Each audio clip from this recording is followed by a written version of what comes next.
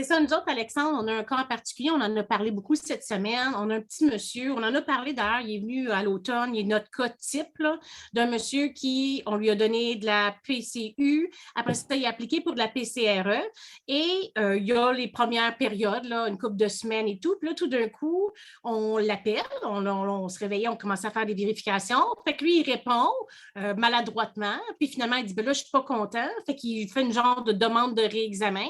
Là, c'est un autre agent qui l'appelle, il baragouine de l'information, ne comprenant pas l'ampleur de la situation. Il y a une autre décision négative. Et là, finalement, il y a 30 jours pour faire une demande auprès de la Cour fédérale, un contrôle judiciaire. Vous autres, là, Alexandre, en accident de travail, en accident d'auto, c'est quoi les délais pour porter en appel une décision?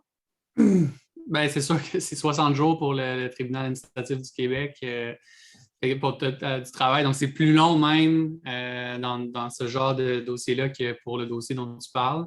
Surtout que dans ce cas-là, puis dans le cas de plein de personnes sûrement, c'est que tu parles à deux agents de Service Canada, mais par la suite, tu reçois deux décisions qui n'ont pas nécessité aucune audience, aucune présentation de la preuve, pas de témoins, pas rien de super complet, disons. Puis après, ton seul recours, c'est un recours en révision judiciaire où là, tu ne peux plus rajouter de preuves, où c'est vraiment basé sur ce que l'agent avait entre les mains à ce moment-là. Donc, c'est difficile à ce stade-là de peut-être réparer les pots cassés. Donc, c'est important pour les gens de comprendre qu'il faut prendre ça au sérieux dès la première étape de contestation puis s'informer comme il faut, là, clairement.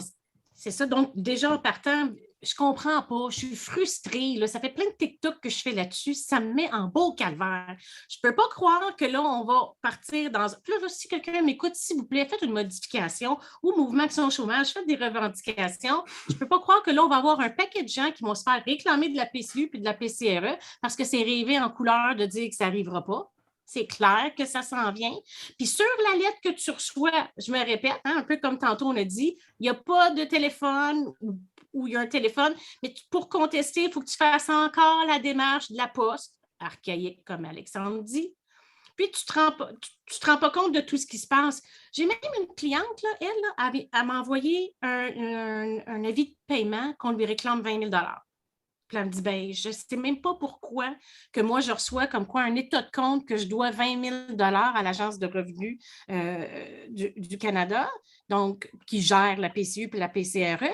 Je n'ai jamais même reçu de lettre qui m'informait pourquoi je devais payer ça. Fait que là, 30 jours a passé, temps des fêtes a passé. Là, on est rendu au mois de février, puis on court encore après la première lettre qui l'informe qu'elle devrait 20 000 Fait qu'il n'y en a pas, on la cherche. Fait que là, cette dame-là, à tous les mois, reçoit un état de compte alors qu'elle doit 20 000. C'est beaucoup d'argent, ça. Comment veut-elle faire un contrôle judiciaire, puis un mémoire, puis tout ça? Ça n'a pas de sens. C'est irréaliste, c'est injuste. Je suis outrée. Bon, ça paraît-tu, là? Je suis frustrée de ça, là.